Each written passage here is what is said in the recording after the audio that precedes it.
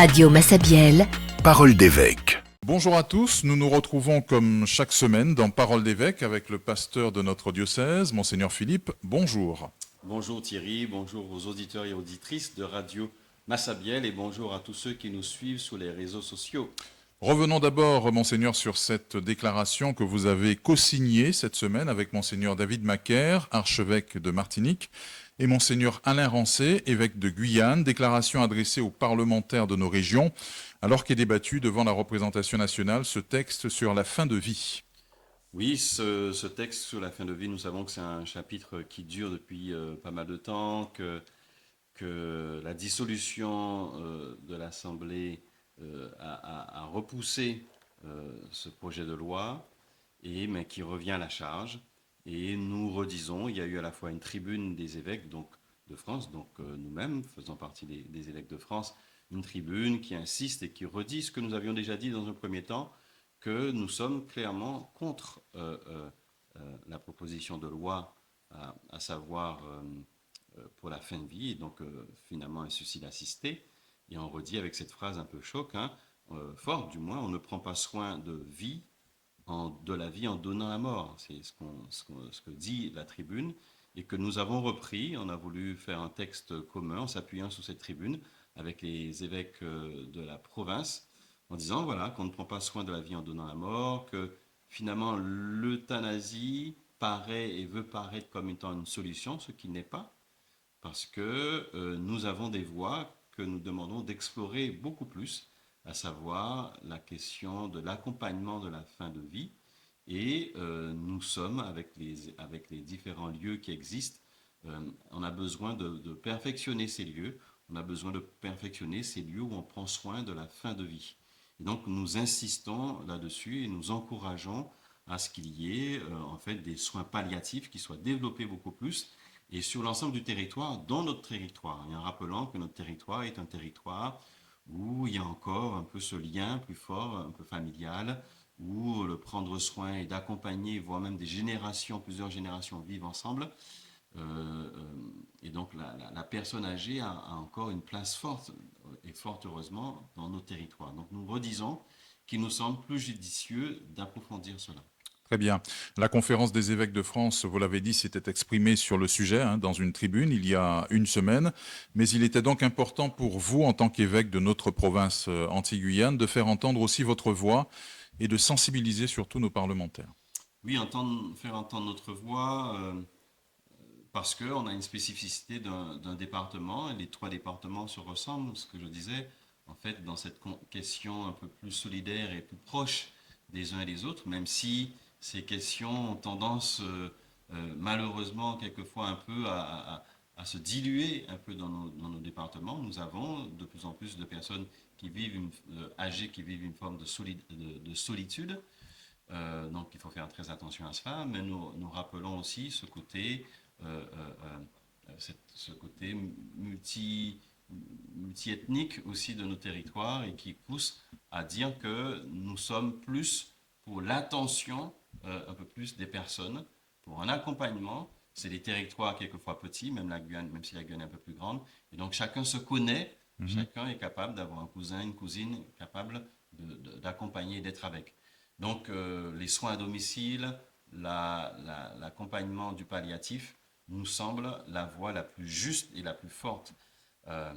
Parce que, comme on dit, et quand on écoute aussi des personnes qui prennent soin, ils le disent et nous le disent, qu'ils sont gênés par cette proposition de loi parce qu'elle ne tient pas suffisamment compte de la personne et le côté interrelationnel qu'il y a entre les personnes. Prendre soin de la vie ne peut jamais consister à provoquer la mort, c'est le sens donc de votre message. Il est ancré dans nos réalités culturelles, cultuelles aussi, dans notre vécu également. Le suicide assisté, cela relève de l'inconcevable chez nous. Ça relève de l'inconcevable. On touche à la question de l'éthique et le côté inaliénable que dit le texte que nous reprenons de la personne humaine. Il y a quelque chose de la personne qu'on ne doit pas déstructurer, qu'on ne doit pas toucher. Et donc, ce côté de suicide assisté peut toucher à la personne même, donc à une sorte d'anthropologie. et de dire, ben, on peut mettre cela, menacer cela, et mettre en péril un peu le regard qu'on porte sur l'homme. Et donc, on redit, l'homme n'est pas une question de paraître d'une éternelle jeunesse ou d'une réussite sociale ou d'une réussite financière. Ça, ce n'est pas ce qui qualifie l'homme.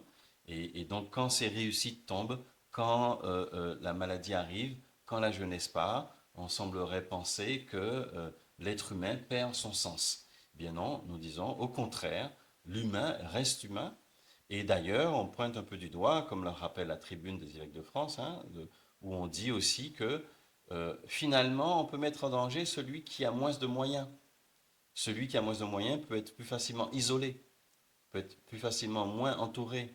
Et donc, du coup, faire presque le contraire de ce qu'on pourrait vouloir, faire une médecine presque à deux vitesses. Celui qui aurait les moyens de conduire vers cette forme de suicide assisté pourrait le faire plus facilement, si j'ose dire, et l'autre qui est un peu esselé n'aurait personne pour l'entourer. Voilà. Donc, c'est l'ensemble de ces points, de ces questions que nous voulons creuser.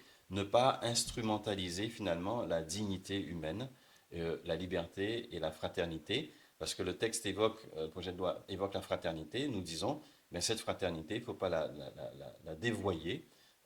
Au contraire, la fraternité, c'est prendre soin de l'autre et l'accompagner jusqu'au bout. La semaine de prière pour l'unité des chrétiens touche à sa fin. Au-delà de la célébration œcuménique qui se déroule chaque année maintenant à Saint-Luc de Bainbridge, on sent que ce temps fort annuel est appelé à prendre une autre dimension en Guadeloupe. Oui, on rappelle la thématique de l'unité autour du corps du Christ, hein, comment nous formons cette unité, le Christ que nous avons pour tête aussi. Cette unité, nous devons toujours chercher à la construire et encore, si j'ose dire, dans le Christ lui-même. Nous voulons, et je veux, je l'ai aussi déjà dit, élargir, moi arrivant depuis déjà maintenant presque 3 ans, donc je cherche à prendre contact. Là encore récemment, j'ai commencé à avoir des coordonnées des responsables du monde adventiste, évangélique, évangéliste, et donc élargir les horizons en, en faisant de telle sorte que cette semaine de l'unité soit beaucoup plus élargie. Voilà, donc je pense que d'ici l'an prochain, nous y arriverons. Et pourquoi pas aussi toucher un peu les jeunes, parce que les jeunes sont plus à même, bien souvent, à franchir des barrières et à faire des choses en commun. Donc voilà, donc oui, j'espère que cette semaine de l'unité nous conduira à un élargissement de nos horizons en touchant le monde protestant de façon beaucoup plus large. Très bien. Quel message devra-t-on retenir de vous en tant qu'évêque de Guadeloupe au terme de cette semaine de prière pour l'unité des chrétiens? La volonté, tout simplement, de travailler ensemble. Je dis ça, mais c'est un peu commun comme message, mais ça demeure, puisqu'on sait très bien que finalement, on peut avoir de belles idées, de beaux principes, mais si cela ne se transforme pas par des choses concrètes, par la dimension de la... Ce qui me toucherait bien, c'est la dimension de la solidarité, parce que je pense que c'est un point qui est assez euh, consensuel, j'ai envie de dire, et peut-être facile à mettre en œuvre. Donc c'est un des aspects que je souhaite. C'est pas pour rien qu'on a lancé aussi le service diocésain Solidarité et Santé. Et donc l'idée de, à travers cette semaine de l'unité, de dire que nous pouvons ensemble peut-être faire des choses sur cet aspect. Et puis l'autre point dont on parle beaucoup en ce moment, c'est la question de la violence. Je pense que à la fois dans l'aspect de l'unité des chrétiens, chrétiens catholiques, orthodoxes, protestants, de dire pourquoi pas nous rassembler de façon plus forte et de parler d'une voix unanime sur le non à la violence. Et dans un deuxième temps, là, élargir même les horizons, passer à l'interreligieux pour que nous montrions aussi à notre société que que les religieux, que les religions sont capables de se mobiliser sur ce point. Donc l'aspect de la solidarité peut-être encore plus dans cette unité des chrétiens et l'aspect de la lutte contre la violence. Évoquons à présent, monseigneur, cette très belle journée de recollection des couples vécue dimanche dernier avec les équipes Notre-Dame. C'était à Morne-à-l'Eau, des enseignements très inspirés et inspirants. Vous avez notamment insisté sur la dimension vocationnelle du couple et une large place a été consacrée aussi à l'importance du pardon dans la vie à deux. Oui, ça a été en deux temps, à la fois le matin où j'avais un topo à faire, un temps d'enseignement sur la dimension missionnaire du couple.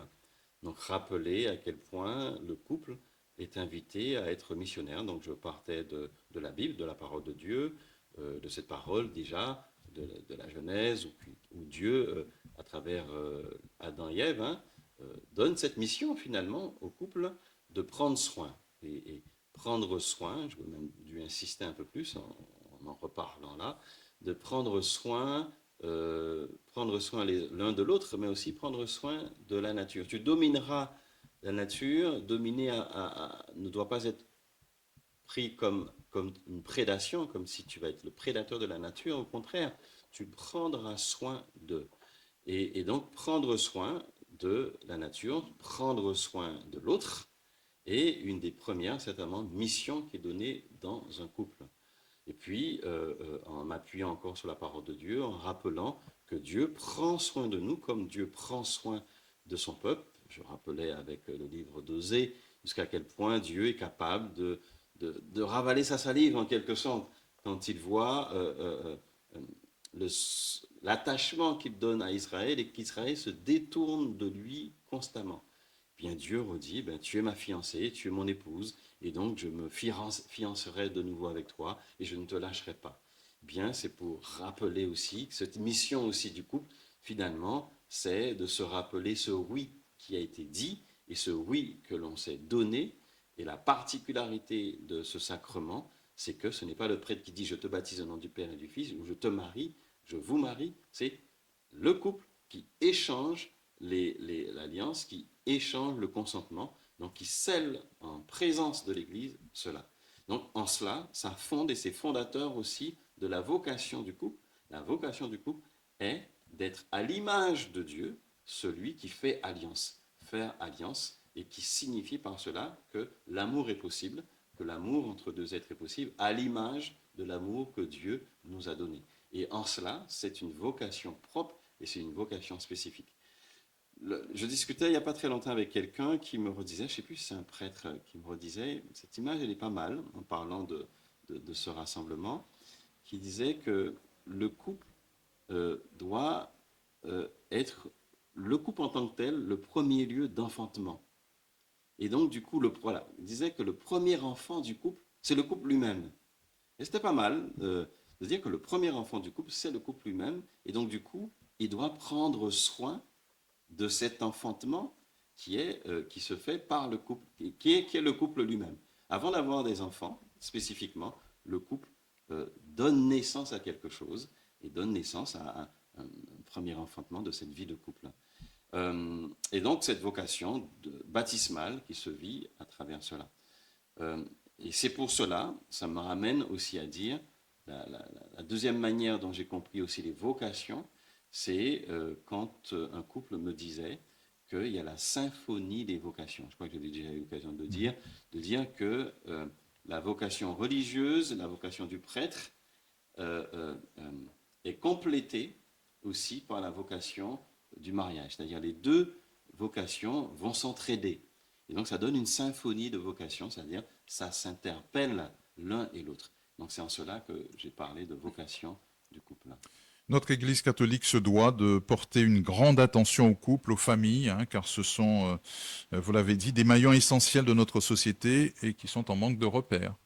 Oui, qui sont en manque de repères, il faut le dire, en manque de repères religieux aussi très clairement, parce que la foi est peut-être et même moins proposée au sein de nos familles, apprendre à nos enfants à prier, aller régulièrement à la messe avec les enfants, montrer à quel point Dieu a une place importante dans leur vie, montrer un éveil à l'humain, mais aussi au spirituel, à dire mais quelle place Dieu prend dans la vie, dans notre vie de couple, dans notre vie avec les enfants, pour donner la première place à ce qui peut émerger dans une vie, c'est-à-dire la conscience que Dieu est notre Père et Dieu nous a donné vie. Et en nous donnant la vie, en étant notre Père, eh bien, je regarde l'autre aussi comme un enfant de Dieu. Et puisque je regarde l'autre comme un enfant de Dieu, eh bien, je constate que je dois aussi prendre soin de lui ou des uns des autres. Notre société ne prend pas suffisamment soin des uns et des autres parce qu'elle ne met pas Dieu au centre, elle met de moins en moins Dieu au centre. Donc, euh, nous avons une très grande responsabilité religieuse, j'ai presque envie de dire, quelle que soit la religion, que nous permettions que Dieu soit plus au centre des foyers et de dire cela vaut le coup. Et en valant le coup, eh bien, ça crée du lien social et ça crée du lien familial. Il faut aller encore plus loin, monseigneur, dans l'accompagnement des couples chrétiens, catholiques, bien faire comprendre aussi qu'un mariage, cela se nourrit spirituellement et sur la durée. Cela se nourrit spirituellement. J'ai coutume de dire on apprend à s'aimer. On apprend à s'aimer. Parce qu'en apprenant à s'aimer, j'apprends à mieux écouter les qualités et les défauts de l'autre. J'apprends à mieux composer avec l'autre. J'apprends aussi, comme je viens de dire, à mieux considérer et constater la, la lumière divine qui est en l'autre, la présence de Dieu qui est en l'autre. Et donc, en constatant cela, en vivant cela, l'amour grandit et l'amour prend de la profondeur. Bien sûr, nous ne sommes pas dans le monde des bisounours. On sait que chaque jour, cela se remet sur le tablier. On sait que c'est les petites choses qui suscitent finalement de grands énervements, les fameuses chaussettes qui traînent, la vaisselle qui n'a pas été faite, ou une parole qui a été dite sans trop d'attention. On sait que c'est le quotidien que l'on vit. Et beaucoup de personnes me disent, oui, ça n'est pas facile de vivre en couple. Oui, oui, ça raide, ça n'est pas facile, donc on ne peut pas le nier. Mais en même temps, on peut dire, et on peut témoigner, je peux témoigner que pour un certain nombre de couples aussi, c'est beau à vivre. Donc, l'accompagner, l'aider, le pardon, sur lequel le père Denissi a beaucoup insisté, de dire qu'on ne peut pas vivre en couple sans aussi un chemin de pardon et un chemin de réconciliation. C'est vrai, c'est pas, je ne le dis pas simplement, c'est la vérité. On ne peut pas vivre ensemble, on ne peut pas vivre ensemble s'il n'y a pas des chemins et de désir de pardonner l'autre. Et par ce désir de pardonner l'autre et un vrai chemin, et qu'on reçoit soi-même le pardon de Dieu, je deviens plus tolérant, moins exigeant, moins intransigeant envers l'autre.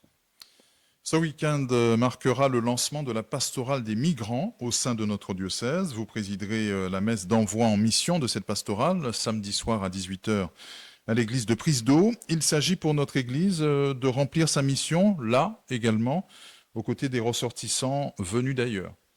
Voilà, et puis finalement, sommes-nous toujours venus d'ailleurs, puisque le terme utilisé, je viens d'ailleurs, mais quelquefois on catégorise quelqu'un comme venant toujours d'ailleurs, alors qu'il peut avoir une deuxième ou troisième génération présent, qui donc du coup pour certains naissent dans le pays, donc ils viennent à la fois un peu d'ailleurs parce qu'ils ont une double culture ou une triple culture, mais en même temps ils viennent pleinement de nos territoires parce qu'ils y vivent, parce qu'ils y sont depuis de nombreuses années. Ils ont épousé pour beaucoup la culture et ils apportent surtout quelque chose. C'est ce que je veux surtout dire. Et l'idée de cette pastorale des migrants, nous avons voulu l'élargir avec le plus grand nombre de communautés de migrants. Donc il y aura la communauté libanaise qui sera représentée à travers une représentante. Il y aura aussi la communauté haïtienne. Il y aura aussi donc du coup des Guadeloupéens nés en Guadeloupe. Il y a, pour accompagner cette pastorale, il y a aussi venant de Saint-Domingue qui seront là. Donc l'idée c'est d'être le plus large pour qu'on entende la richesse des uns et des autres et que surtout, ce que j'aurais dit, il faut aller sur le terrain. Il faut rejoindre les gens là où ils sont. Que nous écoutions les difficultés, aider à faire des ponts, à faire des liens entre nous, entre les différentes instances. Et puis prier ensemble. Parce que quelquefois, le migrant, quand il ne trouve pas une écoute, et c'est ce qui. On a fait une première réunion la semaine dernière, c'est ce qui se disait. Il peut y avoir des gens qui n'ont pas une oreille attentive. Donc, on a beaucoup dit il faut écouter, parce qu'il y a beaucoup de souffrance. On a quelqu'un qui travaille dans l'aspect social et qui rencontre beaucoup de migrants, nous disent qu'on a beaucoup de migrants qui souffrent et qui n'ont personne pour les écouter. Donc voilà, Donc, autant on a des migrants qui vivent et qui ont très bien réussi, et on a des difficultés, des personnes qui ont des difficultés. Donc, comment la personne qui migre nous apporte quelque chose par son venant d'ailleurs et ce qu'elle peut apporter et ce qu'elle reçoit et comment nous allons, en fait, par cette passerelle des migrants, montrer que nous pouvons et nous devons continuer à construire ensemble et à grandir dans la foi ensemble. C'est le pape Saint Jean-Paul II qui le disait, en Église, nul n'est étranger. Cette pastorale des migrants a vocation à accueillir, accompagner les ressortissants haïtiens, dominicains et toute autre communauté, c'est ça. Tout à fait, c'est exactement cela. Accompagner, vivre ensemble, recevoir des autres ce qu'ils ont aussi et qu'ils nous apprennent et qui permettent à la société de mieux connaître, hein. On a l'art culinaire qui passe Oui. aussi dans nos traditions guadeloupéennes. Et c'est ce qui s'est fait depuis des générations, hein, à travers l'arrivée des Indiens. Le colombo est devenu, par exemple, quelque chose qui est complètement guadeloupéen ou intégré dans notre culture, et bien d'autres choses. Le riz djon dont on parle maintenant avec la communauté haïtienne, etc., etc. Eh bien, que tout cela soit un véritable atout pour nous. Il y a aussi les chants haïtiens hein, qui viennent animer nos liturgies. Bien sûr, les chants haïtiens qui viennent animer nos liturgies.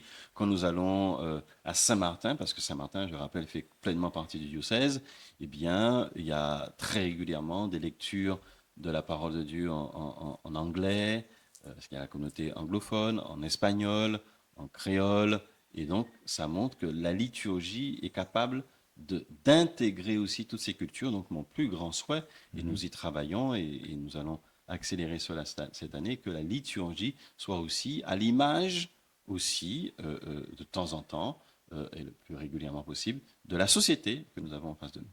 Il y a une tendance très marquée aussi au sein de notre diocèse, Monseigneur. On observe en paroisse, notamment à Saint-Pierre et Saint-Paul, un nombre croissant de baptêmes d'enfants issus de l'immigration. Mais c'est l'après hein, qu'il faut soigner, on l'imagine.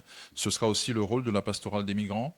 Bien sûr, et c'est en cela que je dis, il faut gagner la bataille un peu de la proximité, de rejoindre les gens là où ils sont, de connaître un peu leur vie, parce que en fait, quand nous ne vivons pas cela, ben, les personnes se détournent de l'Église parce que l'Église n'a pas rejoint un peu leurs préoccupations. Et donc, quand ils se sentent un peu rejoints, eh bien, ça donne aussi cela, venir vivre les sacrements, inscrire leurs enfants au caté, eux-mêmes apporter quelque chose à la vie paroissiale. Et donc, et on le sait, on ne peut pas se le cacher, un certain nombre de nos écoles et même de nos paroisses, du coup, s'il n'y avait pas les enfants issus de l'immigration, eh bien, certaines de nos écoles, ou voire même de nos salles de caté, seraient sinon vides, ou en tout cas moins bien remplies. Notre diocèse célèbre ce week-end, Monseigneur, un anniversaire important. Les 80 ans de l'Action catholique de l'enfance, l'ACE. Certains pensent à âme vaillante, cœur vaillant. Le berceau de bien des vocations chez nous. Bien sûr. En fait, c'est la particularité des mouvements, et d'où le fait que je milite pour que nos mouvements puissent fleurir encore plus. Quand je dis nos mouvements, je parle particulièrement à deux mouvements du coup un peu forts sur le diocèse qui restent présents à travers l'Action catholique des enfants, l'ACE, anciennement âme vaillante, cœur vaillant, et puis le scoutisme. Parce que ces mouvements nous accompagnent dès l'enfance, les tout petits, les fripounets, les perlins, voilà, dont on parle dans ces termes, et à l'adolescence, ça les accompagne aussi, et pour certains, à l'entrée de l'âge adulte. Dans cet accompagnement, il y a l'accompagnement humain, spirituel, la prise de responsabilité au fur et à mesure, et qui constitue bien souvent, et je l'ai déjà dit, des hommes et des femmes engagés. J'ai beaucoup d'hommes et femmes qui me disent, j'ai été scout, j'ai été encore pas plus qu'hier, parce que j'étais à la maison d'arrêt de Basse-Terre.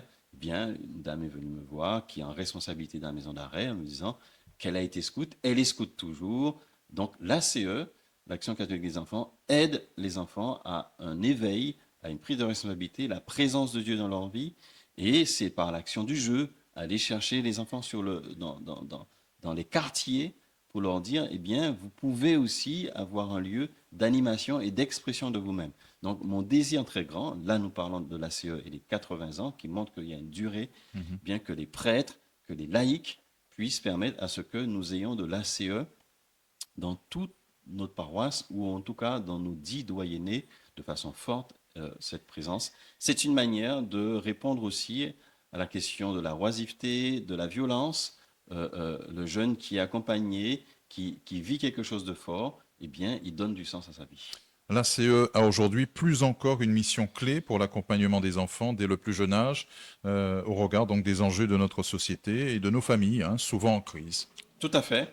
Et il n'y a pas de solution magique, mais ça en fait partie. Et surtout, cela a été, doit être encore un des points forts de notre société, de notre Église. Et donc, oui, ça demande du temps, ça demande de l'investissement, mais c'est notre rôle de prêtre, de religieux, religieuses et de laïcs. Et donc, chacun doit prendre son bâton de pèlerin, en plus de l'évêque, pour permettre que nos mouvements, et je le redis de façon très forte, que je souhaite et je désire des mouvements forts sur notre diocèse. Vous présiderez la célébration solennelle des 80 ans de l'ACE. Ce sera dimanche matin 9 heures à l'église Saint-Pierre et Saint-Paul à Pointe-à-Pitre. Et l'après-midi à 15 heures, vous prendrez la direction de Bémao, Monseigneur, pour célébrer la messe de passation à la tête du renouveau charismatique diocésain. Grosse journée. Oui, c'est une grande journée, mais bon, ça montre que le diocèse bouge, que nous vivons des choses fortes et qu'il y a une pastorale qui se vit et qui se prolonge dans la suite de tout ce qui a été fait auparavant, mais nous continuons à aller en eau profonde, si j'utilise aussi cette expression qui était aussi celle de Monseigneur Rio Creux. Eh bien, dans cette eau profonde, ça passe par ces années où le renouveau charismatique diocésain a été mise en place, notamment par une des actrices principales et importantes, Madame Huguette Olanor, qui a plus de 18 ans à la tête du renouveau charismatique de Guadeloupe et qui a traversé tous ces moments plus difficiles, plus faciles, plus heureux de construction, de consolidation d'un mouvement diocésain. Et donc, c'est cela qui sera à la fois fêté et du coup la passation avec Nicole Lison, qui devient la nouvelle responsable du renouveau charismatique. C'est très clairement demander de donner cet élan, de continuer sur ce que les prédécesseurs ont fait, mais aussi d'aller sur des chemins encore plus nouveaux, notamment en intégrant la question des jeunes, qui a été bien commencée, permettre aussi à ces jeunes de prendre leur place et rappeler que le renouveau charismatique nous permet de dire quelle est la place de l'Esprit Saint et des charismes dans nos vies. On peut dire clairement aujourd'hui, Monseigneur, que la spiritualité charismatique est bien ancrée au sein de notre diocèse et qu'elle tient une place importante en termes d'évangélisation, d'enseignement, d'intercession, d'accompagnement spirituel tout simplement, et même aussi de guérison intérieure. Tout à fait. Voilà.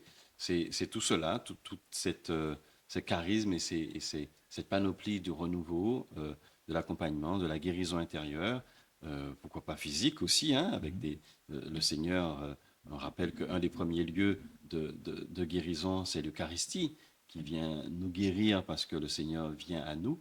Mais il y a de nombreux lieux ou moments aussi où le Seigneur se donne aussi à nous.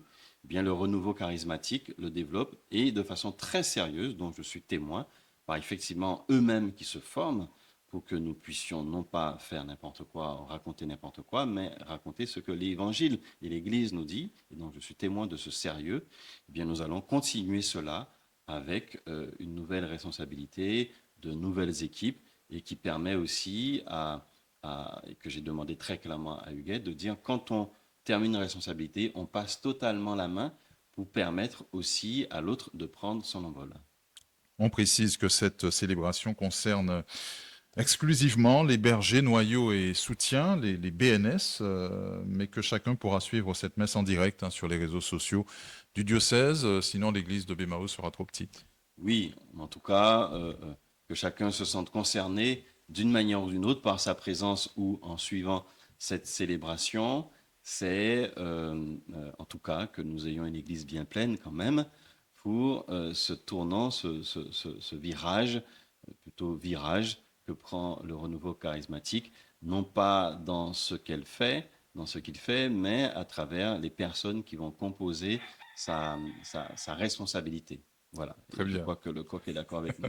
Je précise que nous enregistrons cette émission dans le bureau de Monseigneur Philippe au CPSO cette semaine. Et il y a une particularité dans ce bel espace où nous travaillons, eh bien, c'est que nous sommes peuplés de poules, de coqs. Bah oui, voilà, Hein, ça fait voilà, partie donc de la ça vie. fait partie de la vie, de la création. L'actualité de l'Église universelle, Monseigneur, pour terminer, le pape Léon XIV a poursuivi cette semaine, lors de son audience générale, son cycle de catéchèse sur la constitution dogmatique Dei Verbum du Concile Vatican II sur la révélation divine, en invitant à considérer Jésus-Christ révélateur du Père, donc par l'humanité.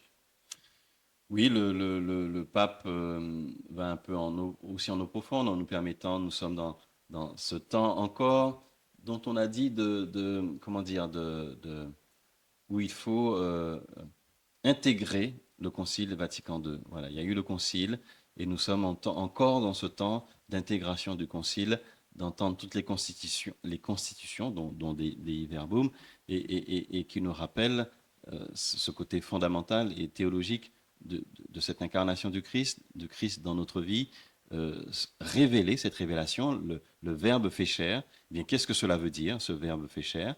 Quel est le concret de notre vie chrétienne? En quoi ce Verbe vient changer notre vie, bousculer notre compréhension de Dieu, finalement, parce qu'à travers le Verbe fait chair, c'est cette nouveauté de l'Évangile, du Nouveau Testament. Nous comprenons qu'à travers le Christ, nous comprenons un peu mieux Dieu. Nous comprenons un peu mieux qui il est. Nous comprenons un peu mieux qu'est-ce que cela veut dire miséricorde, même s'il l'a déjà signifié dans l'Ancien Testament. Nous comprenons un peu mieux quel est ce Dieu relation. Voilà. Parce que par le Christ, nous intégrons mieux un peu la Trinité, le Père, le Fils et le Saint-Esprit. Donc voilà, le pape, à travers ses catéchèses, nous permet de mieux intégrer notamment la constitution des verbum. Jésus-Christ, donc révélateur du Père par son humanité. Nous terminons, Monseigneur, par votre prière et votre bénédiction. Voilà, je reviens encore sur cette question de la violence parce que beaucoup de chiffres où j'étais encore récemment avec avec le tribunal nous montrent qu'il faut prier pour la violence, il faut prier pour cesser la violence dans notre département. Au nom du Père et du Fils et du Saint-Esprit. Amen. Seigneur Dieu de paix et de miséricorde, nous te confions la Guadeloupe, terre que tu aimes et que tu as bénie, mais aujourd'hui blessée par la violence. Regarde nos jeunes, troublés, parfois perdus, emportés par la colère, la peur ou le désespoir. Viens toucher leur cœur, leur redonner le goût de la vie et le désir de construire plutôt que de détruire. Désarme les mains qui blessent, apaise les esprits agités, brise les chaînes de la haine et de la vengeance, fais naître des paroles de paix là où règne le silence et la peur.